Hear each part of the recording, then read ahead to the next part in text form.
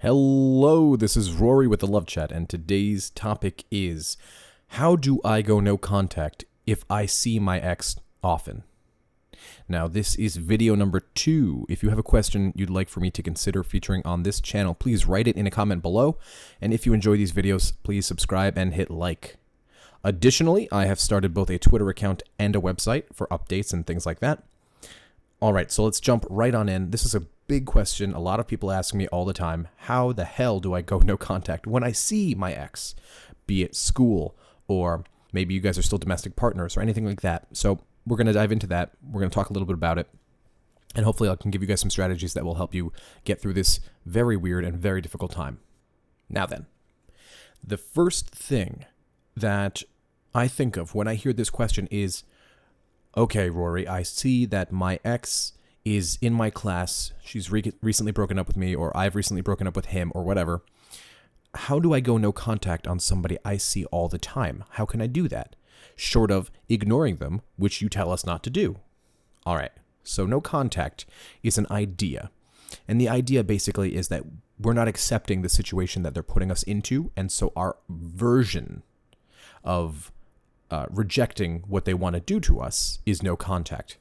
But as we've discussed in the past, no contact isn't just for getting your ex back.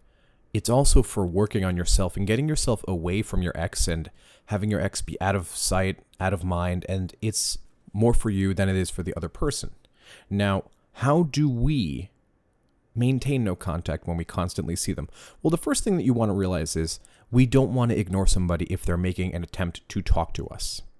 And so if you are in a situation where you can't go no contact because you see this other person all the time, like I said, be it in a classroom or in a domestic living situation or at work or what have you, this is a blanket statement as always, you want to tell them at the end of the breakup, listen, I don't want to be friends. I can't be. I've seen you as a lover. I've, had intercourse with you. I've shared special moments with you. I can't just go and do the other thing.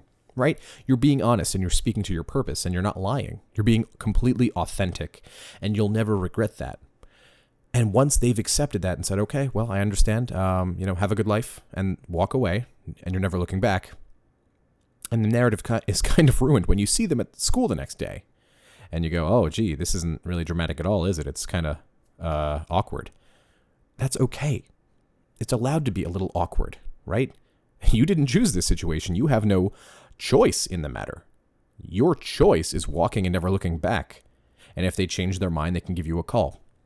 But when you see them, it's okay to acknowledge their presence. You're just not treating them like they're special anymore.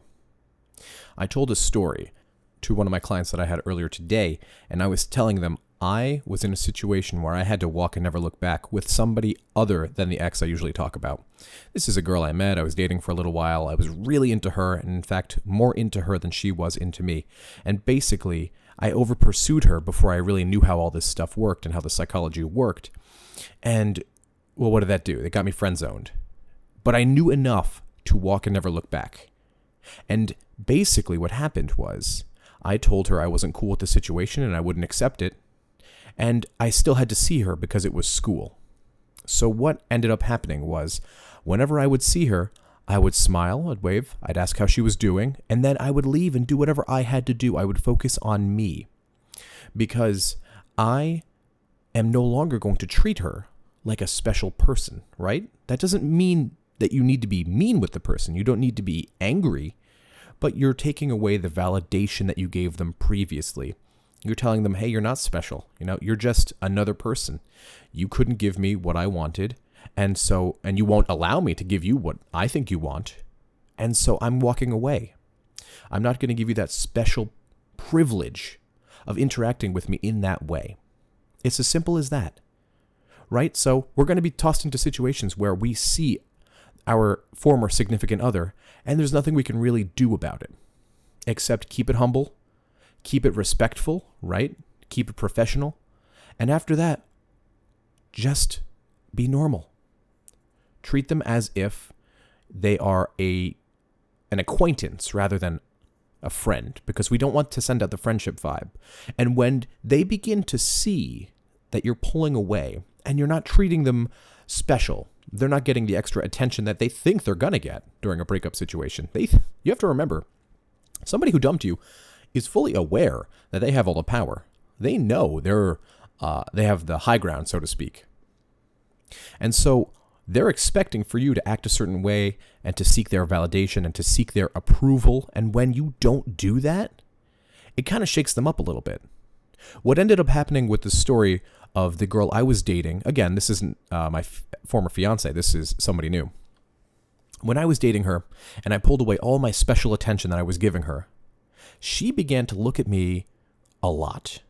And she began to think, wow, wait, what happened? I feel like I kind of got dumped. Why is this person ignoring me? Why have they taken away the validation I've grown to enjoy? So think about that the next time you're seeing your former partner. No contact is not a guarantee. It doesn't definitely mean that they'll regret what they did and suddenly come to this understanding of, oh no, I need to have this person back in my life. That is incidental. No contact does help that, but it's mainly for facilitating healing to you and facilitating to your former partner and giving them time and space to really see if they agree with their decision. So, to wrap it up, if you have to see somebody who you are no longer in a relationship with at school or at work or in a domestic partnership, you simply remove any of the special attention and validation that you were giving them, and at that point, it's their time to see what it's like to be with you without that extra validation. And if they don't like it, you bet they're going to start to second guess their decision. That's all I had for today. If you found my video helpful, I'd be really grateful if you'd subscribe and hit like. Please leave a comment below and tell me what topics you'd like covered in the future. And if you'd like coaching on your particular situation, please email me at thelovechat@gmail.com and visit my website, thelovechat.net/coaching. Until next time.